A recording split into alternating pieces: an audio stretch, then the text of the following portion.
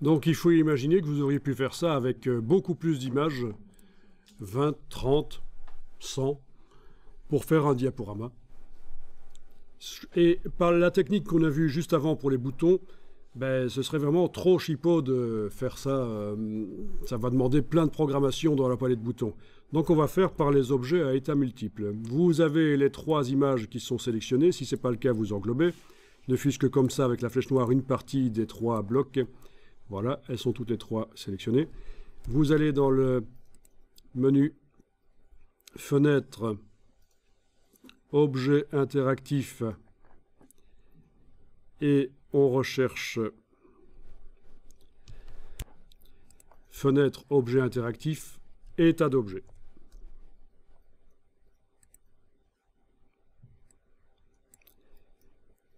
Donc vous avez la palette des états d'objets, en tout cas oui, qui va servir à faire des objets à états multiples.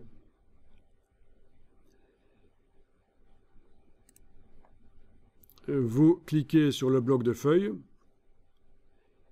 et vous avez des pointillés qui apparaissent. Et qu'est-ce qu'on a dans la palette des calques? Nos 3 images ont été transformées en un état multiple, à état multiple, voilà. Et elles sont à l'intérieur. Enfin, ça dépend sur quel état on clique. Là, voilà. Même principe que pour les boutons, c'est la palette état d'objet qui va indiquer sur ce qui apparaît dans la palette des calques. Mais bon, peu importe, en tout cas, voilà, vous avez créé un objet à état multiple. Ça, c'est pas mal. Donc, c'est un objet qui est composé de plusieurs autres objets. Et on va devoir créer des boutons pour accéder à chacun de ces objets ou les passer hors vue. On va donc faire des boutons ici.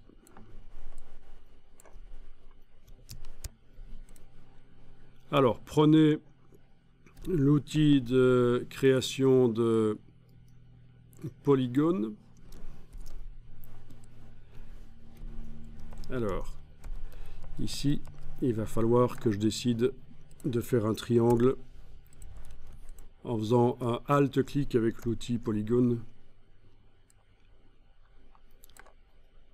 Donc, outil polygone, faites Alt-clic sur le bord de la page, là, et vous indiquez que vous voulez 3 côtés. C'est le minimum. OK. Et vous avez un triangle. Un bloc triangulaire. Vous allez prendre l'outil de transformation, mettre l'outil transformation sur le côté, tourner en ayant la touche majuscule enfoncée. Voilà, on lâche le bouton de la souris, puis la touche majuscule, vous avez une flèche qui va vers la droite.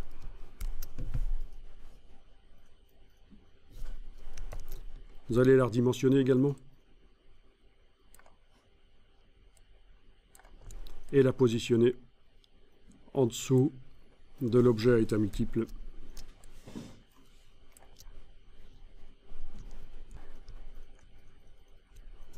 Bon, on va faire avec une seule flèche, ce sera pas plus mal pour commencer.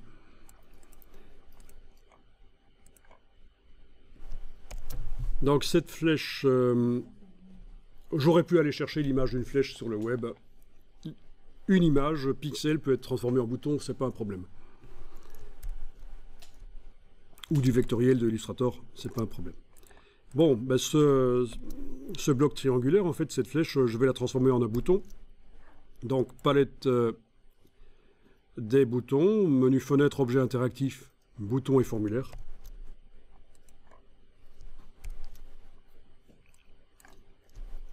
Type bouton.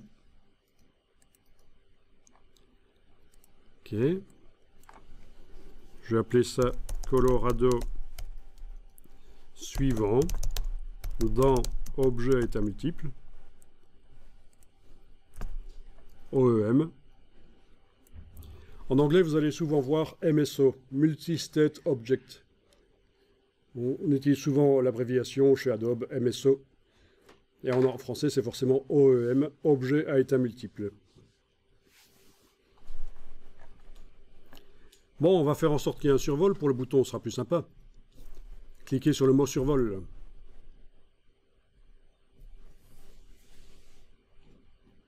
Ah, il m'a remis à 0 le nom. Quelle misère.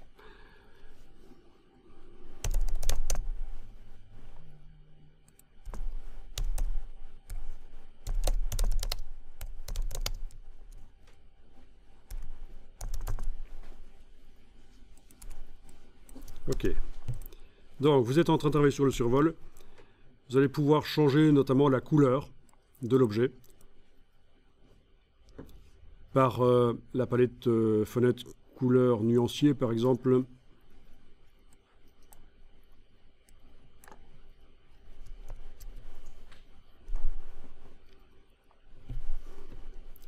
Ok, ça c'est autre chose, ça n'a rien à voir. Donc, oui, je pourrais changer la couleur, mais je pourrais changer aussi la transparence, au fait. Parce que si le rouge me convient, je peux aller dans la palette des calques.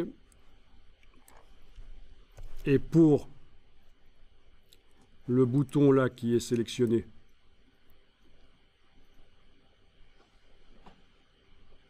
pour sa partie survol, je peux faire repasser le polygone à 100% d'opacité. Vous vous souvenez qu'il est à 50% d'opacité là. Objet, effet, transparence. Voilà, 100% d'opacité. Objet, effet, transparence.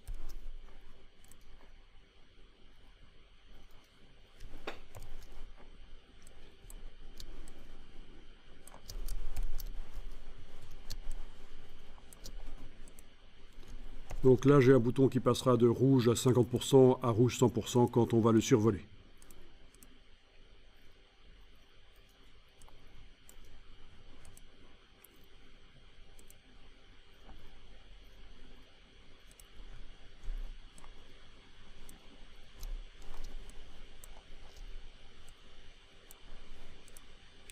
En plus, il va s'agrandir, pourquoi pas. Comment j'ai fait ça?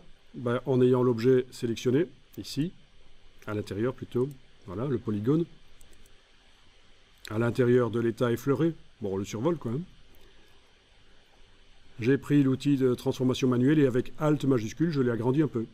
Comme ça, par rapport à son état normal, il est plus grand.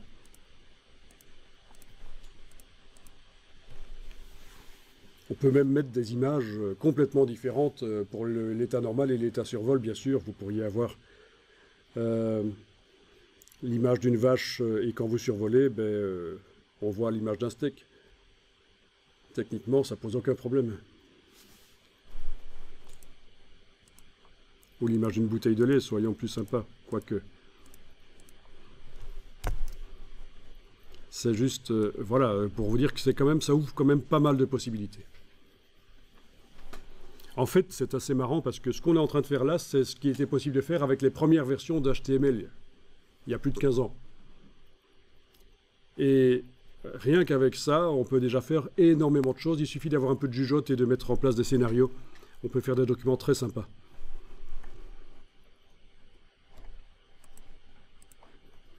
N'oubliez pas d'enregistrer.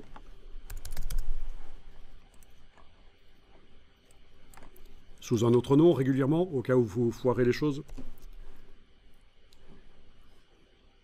Bien, qu'est-ce que ce bouton va faire? Ah oui, il faut que je remette l'état normal, parce que si vous oubliez de faire repasser le bouton en état normal, quand vous allez ouvrir le PDF, ce sera l'état survol qui sera d'office visible. Donc, remettez bien état normal ici.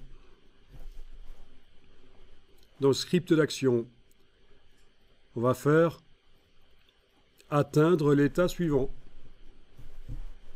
Vous vous souvenez qu'on a un objet à état multiple qui contient 3 images, donc 3 états. Donc l'action, ça va être atteindre l'état suivant. Dans quel objet à état multiple? Il n'y en a qu'un seul dans le document, c'est facile. Mais on pourrait avoir plein d'objets à état multiple, et chaque bouton qui agit sera un objet à état multiple différent. Voilà. Ça va fonctionner en boucle, sauf si évidemment je coche ceci. Ça peut être intéressant de cocher ça pour que ça ne repasse pas à la première image quand on arrive au dernier. Mais dans ce cas-ci, je ne coche pas. Surtout que je n'ai pas fait de bouton pour aller à l'état précédent. Bon, ben ça devrait être bon. Décidément, il ne veut pas... heureusement, je crois que j'avais rusé et j'avais collé dans le presse-papier le nom du bouton. Bon, ben testons ça, on va enregistrer le document et on va tester dans la boîte, en espérant que ça marche chez vous, puisque vous me dites que chez moi ça marche mais pas chez vous. Fenêtre, objet interactif, aperçu de l'interactivité EPUB.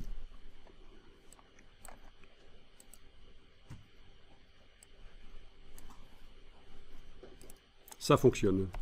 Quand on clique sur le bouton, ça passe à l'état suivant. Chez vous, ça marche pas? Ça marche chez vous, super. Donc ça passe à chaque fois à l'image suivante. C'est parfait. Ah oui, et puis le bouton, quand on le survole, il devient plus rouge et il s'agrandit. Donc, nickel. Vous voyez un peu d'animation dans le PDF, comme ça peut être sympa.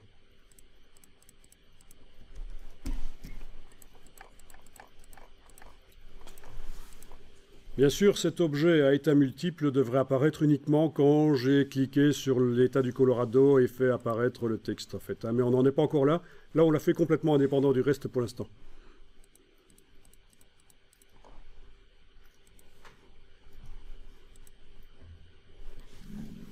Alors, on va voir que si vous exportez en PDF, ça ne va pas fonctionner. Donc j'exporte pas dans mon dossier d'assemblage de tout à l'heure, mais vraiment dans le dossier d'aujourd'hui. Voilà. Interactive 10, c'est le nom de mon document, c'est 10, oui, ok. Donc je fais un PDF interactif.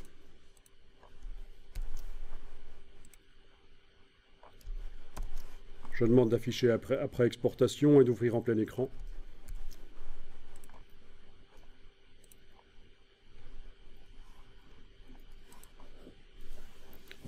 Le voilà, avec mes états qui fonctionnent bien pour faire apparaître le texte, et le bouton pour passer l'état suivant ne fonctionne pas.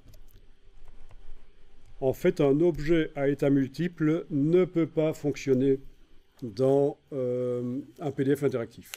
Sauf qu'il y a une astuce. Il faut le transformer en flash,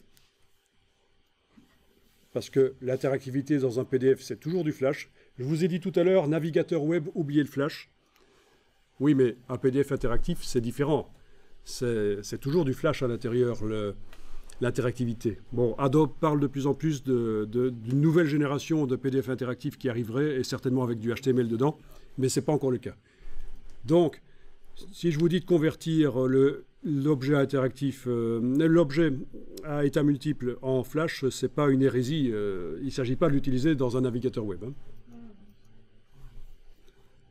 Si j'avais fait une exportation HTML5 avec In5, là ça marche, l'objet interactif, l'objet à état multiple fonctionne. Mais dans le PDF interactif, il ne fonctionne pas. Mais vous allez voir qu'on va pouvoir le faire fonctionner sans problème. Il faut juste connaître l'astuce qui est expliquée sur le web, comme souvent. Quand vous avez un truc qui ne marche pas, vous allez voir sur Google, dans les forums, et vous devriez trouver, à moins que vous soyez vraiment une clinche en anglais et que vous ne comprenez rien, auquel cas, il faudra trouver une solution parce que les forums en français ne sont pas toujours très complets sur les sujets pointus.